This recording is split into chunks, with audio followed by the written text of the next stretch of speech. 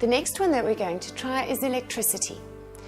You take the fabric along the base of the cloth, and this is a very nice one to do with kids also. It's quite easy enough for them to cope with. And you gather the fabric up all along the hem.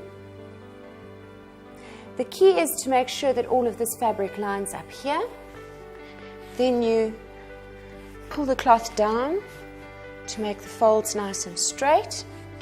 And this is a very nice technique that I use for helping me with the tying.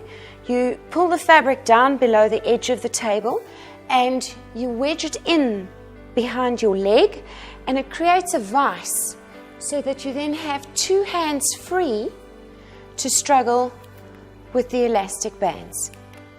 And these elastic bands want to be very, very tight so that you get a nice clear pattern. And they want to be in an open position running down the length of the cloth.